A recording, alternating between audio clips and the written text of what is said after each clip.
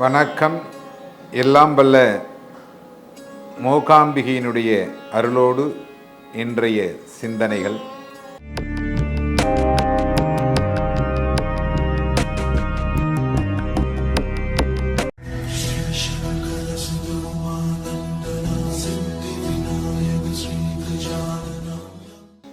பெருமாளுக்காக ஒரு பக்தன் தினமும் பெருமாளை பூஜை செய்து கொண்டிருந்தான். அந்த பக்தன் பூஜை செய்து கொண்டிருக்கிற பொழுது தினமும் ஒரு சிறுவன் வந்து அந்த பூஜைகளை செய்ய விடாமல் தடுத்து கொண்டிருந்தான். அவன் பூஜை செய்கின்ற பாத்திரங்களில் சிறுநீர் கழிப்பது, பூஜை பொருட்களை கொட்டி வைத்து விடுவது, அங்கே இருக்கும் திரவியங்களை அசுத்தப்படுத்துவது என்று செய்து கொண்டே இருந்தான். அப்படி செய்கின்ற பொழுது அந்த பூஜை செய்யக்கூடியவர் அந்த பக்தன், உண்ணி நீ செய்வது தவறு, ரொம்பவும் கடித்து கொண்டார் அந்த உண்ணியை. மீண்டும் மீண்டும் தவறுகள் செய்து கொண்டே இருந்ததினால் அவர் ஒரு காலகட்டத்தில் ரொம்ப கோபம் வந்து திட்டிவிட்டார். கையை ஓங்கி அடிக்க செல்லுகின்ற பொழுது, இனிமேல் என்னை நீ காண வேண்டும் என்றால் அனந்தன் காட்டில் வந்து கண்டுகொள் அப்படின்னு சொல்லிட்டு மறைஞ்சிருக்கார். அப்பொழுதுதான் தெரிகிறது நாம் இறைவனிடத்திலே பேசிக் கொண்டிருக்கிறோம்.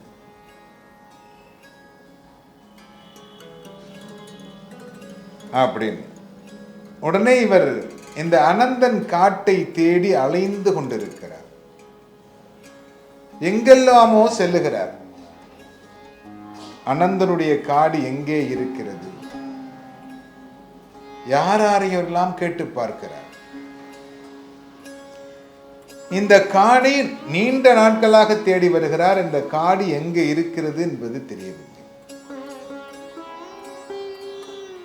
ஒரு நாள் மாலை நேரத்திலே அசதியாக ஒரு இடத்திலே உட்கார்ந்து கொண்டிருக்கிறார். அப்பொழுது அங்கே பக்கத்தில் இருக்கும் ஒரு குடிசையில் கணவனும் மனைவியும் சண்டையிட்டுக் கொண்டிருக்கிறார்கள். நீ சரியாக இல்லை என்றால் உன்னை கொன்று அனந்தன் காட்டில் எரித்து விடுவேன் அப்படின்னு சொல்றார் அந்த கணவர். உடனே இந்த பக்தனுக்கு, ஆஹா, அனந்தன் காடு எங்கிருக்கிறது என்பது இவனுக்கு தெரிந்திருக்கிறதே, இவனை கேட்டால் தெரிந்து கொள்ளலாமே. ஆனால் அவர்கள் இருவரும் சண்டையிட்டுக் கொண்டிருக்கிறார்கள். உடனே இந்த பக்தன் அவர்களிடத்திலே சென்று அவர்களுடைய சண்டையை நிறுத்தி அவர்களுக்கு நல்ல அறிவுரைகளை கூறி, நீங்கள் சண்டையிட்டுக் கொள்ளக்கூடாது என்பதை தெரிவித்து, அதன் பிறகு இரவு அங்கே தங்கி உணவு அருந்துகின்ற பொழுது அந்த குடிசையினுடைய இருக்கக்கூடிய அவர்களிடத்திலே, இந்த அனந்தன் காடு என்பது எங்கே இருக்கிறது, நாளை எனக்கு அங்கே அழைத்து செல்ல வேண்டும். மிகுந்த கரடுமுரடாக இருக்கக்கூடிய அந்த பாதைகளில் அவர்கள் இருவரும் நடந்து சென்று அந்த அனந்தன் காட்டை காட்டுகின்றார்.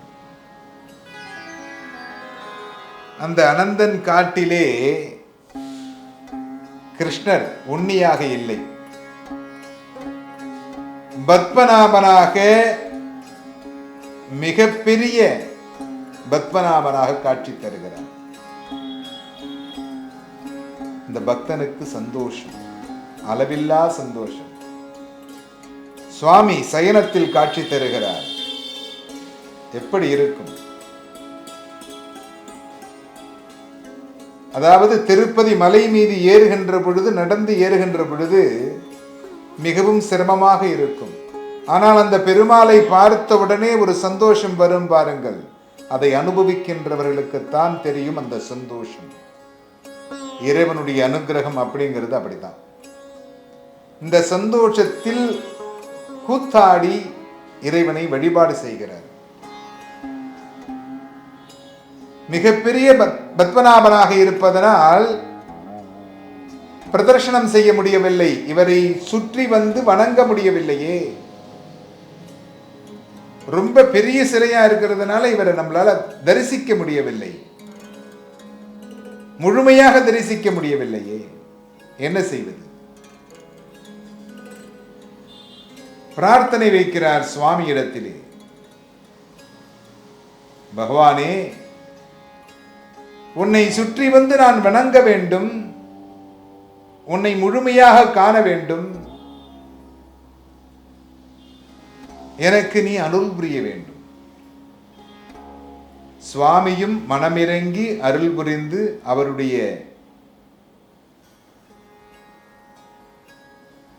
பார்வைக்கு ஏற்றவாறு அனந்த பத்மநாபனாக அனந்தன் காட்டிலே காட்சி அளிக்கிறார். முதல் வாசலிலே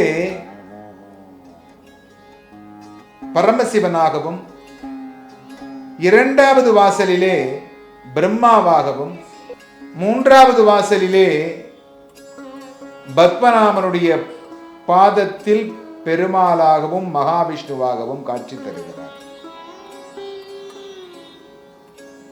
இந்த செய்தி உடனே திருவனந்தபுரம் மகாராஜாவுக்கு தெரிவிக்கப்படுகிறது.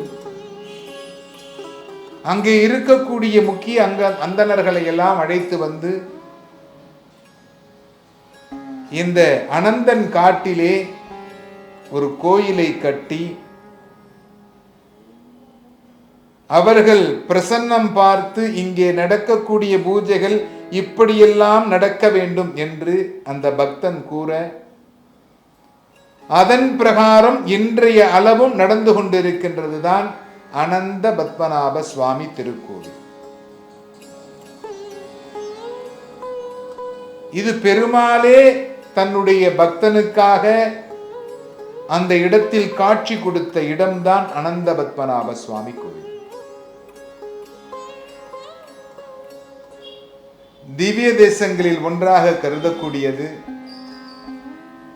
அனைவருக்கும் அருள்பாலிக்கக்கூடிய இந்த அனந்த பத்மநாப சுவாமி திருக்கோயில் திருவனந்தபுரத்திலே இன்றையளவும் பக்தர்களுக்கு பெருமாள் அருள்பாலித்துக் கொண்டிருக்கிறார். எல்லா நலமும் எல்லா வளமும் பெற்று பக்தர்கள் இன்புற்றிருக்க அந்த அனந்த பத்மநாப சுவாமியை பிரார்த்தனை செய்து கொள்கிறோம்.